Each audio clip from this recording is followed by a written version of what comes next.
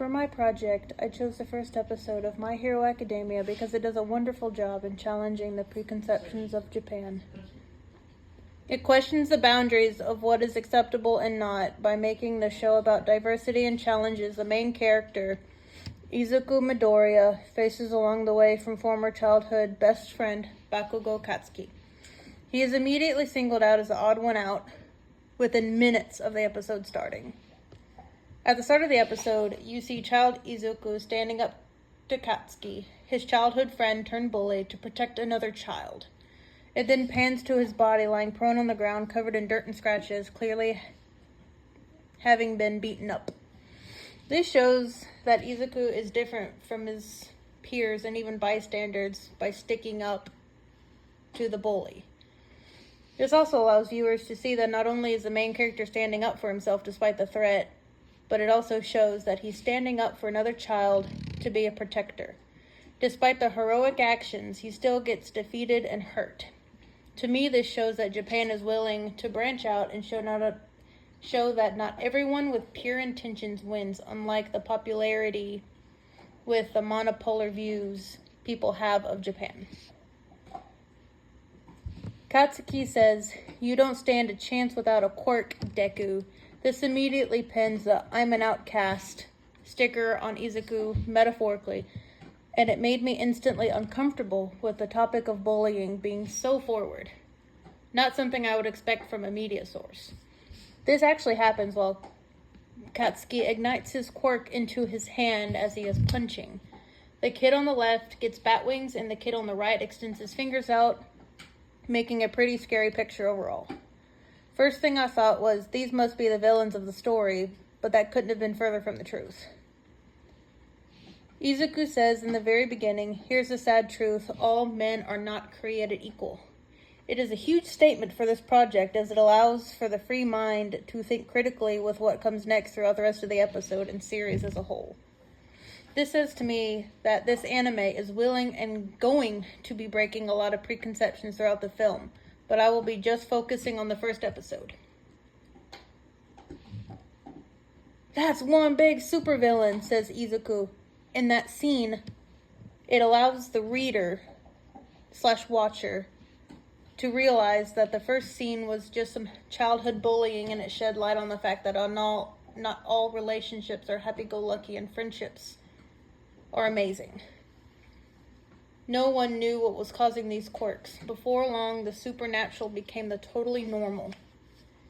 This is good world building and allows for hugely diverse characters and relationships, quirks, personalities, and even showing detailed jobs and just how diverse the workforce in this anime is. It may be fiction, but it allows for the vision of diversity and inclusion into the workforce area. This sentence is incredibly important for the context of this project because it shows the ability of change.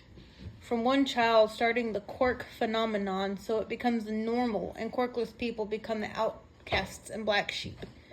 It is incredibly deep and amazing for it to only be the first 3 minutes into the first episode. This allowed me to latch on and analyze the rest of the episode with a totally different light.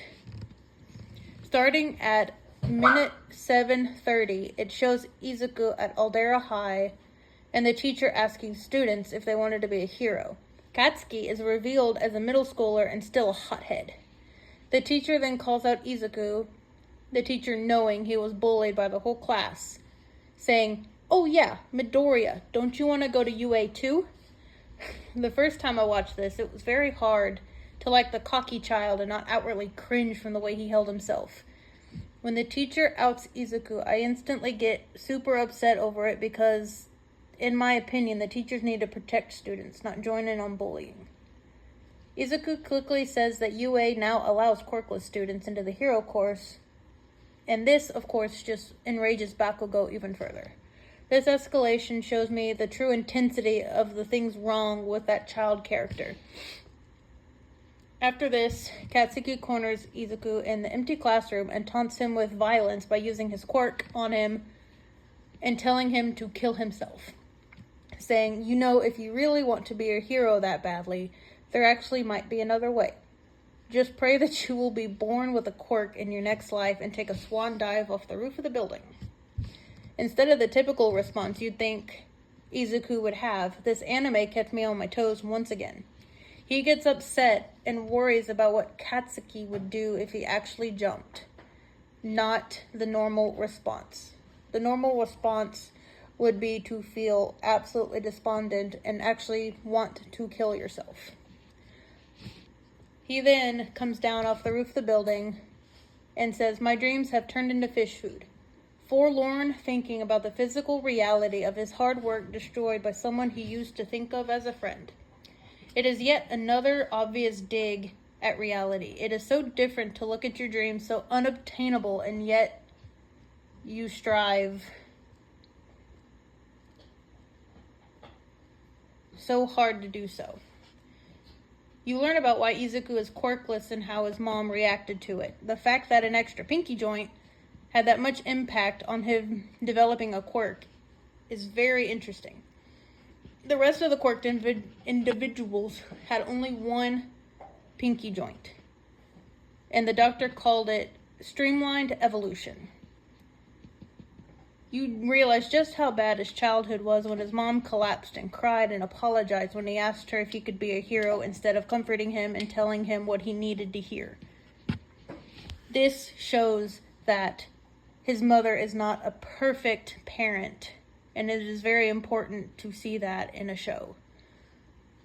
He meets All Might, and he isn't what the media portrays him to be. Strong and muscled, but he shrinks into a skinny, weak old man. He asked All Might if he could be a hero without a quirk, and instead of supporting his dream, even as small as it was, he says no and once again destroys his dream to become a hero. All Might even leaves him on a rooftop, knowing that his former best friend just told him to kill himself. All in all, My Hero Academia does a wonderful job in challenging the preconceptions of Japan. Izuku and Katsuki have a very complicated relationship, and it becomes more and more complicated as the show progresses. It does a wonderful job in questioning just what is wrong with this society and how different it can actually be. Thank you.